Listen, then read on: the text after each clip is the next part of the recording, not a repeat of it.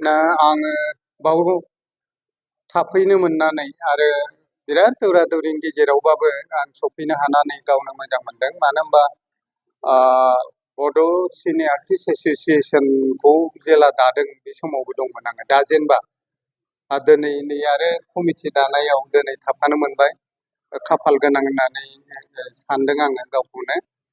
आरो मोनसे गोख्रों कमिटि जानांगौ, एक्टिभलि बेखौ मावनांगौ। दा बड' फिल्म फेस्टिभेल बानायनाय, आर्टिस्टफोरनो एवार्ड होनाय, माने कालसारावबो नै एक्टर एक्ट्रेसफोरनोबो बेबादि हाबाफारिफोरखौ मावनाया टेकनिकेल बिराद माखासे खामानि बाव फैदेरगोन आरोखि।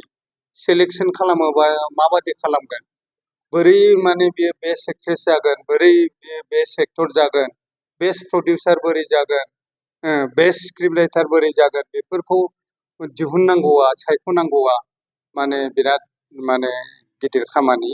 नङाबा बेखौ लानानै बिराद नांलाय खमलाय जागोन। सोर सायख'आ बेखौ, बेथ' बेस्ट एक्ट्रेस जानो नाङामोन, माबा नाङामोन, अनेक बेबादि माबा आरोखि।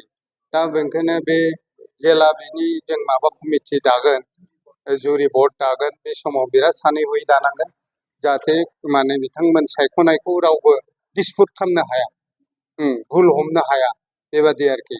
दा आङो आसा लाखिदों दा डेलिगेट जागोन, आं बेखेवना होबाय।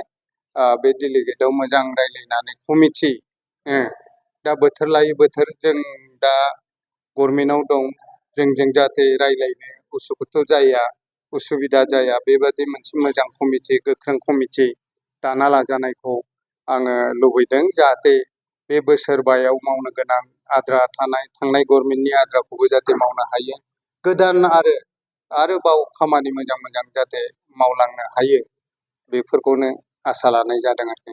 नोंथांनि फारसेनिफ्राय ग्रेन्ड सिने एवार्ड होनो नोंथाङा जे फोसावदों, माबायदि सरकारनिफ्राय नोङो सरकारसो, बिटिसि सरकार, बिटिसि सरकारनि कालसारेल डिपार्टमेन्ट आरो सिनेमा आरो थियेटार डिपार्टमेन्ट, बे मोननै डिपार्टमेन्टनिफ्राय सिनेमा आरो थियेटार थाबाय, बाव एक्टर एक्ट्रेसनो होनो हालायबाय, आरो कालसार डिपार्टमेन्ट, बावबो बेनिफ्रायबो कालसारेल जायफोर मेथाइ खनग्रा एक्टिभिटियाव थानाय, बेनो माने डिपार्टमेन्टेलिसो होनायखौ फोसावदों आं, बान्था होनाय जागोन गभर्नमेन्टनिफ्राय, डिपार्टमेन्टनिफ्राय। नै जोङो बेसिकेलि ग्रेन्डनि नैथियाव गोजाम थागोन, गोजामनो होग्रोगोन जोङो।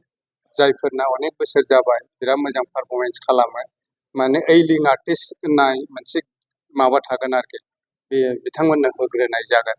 गोदानाथ' खनलांबाय थागोन, बेबो मोनहैगोन, गोदानाबो मोनहैलायगोन, बिदि जागोन आरोखि। आसाम आफादाव बर' राव लिरनायखौ बोखारनाय दावराव दावसि जागासिनो, दा बेखौथ' बोखारनायनि खोथा फैया।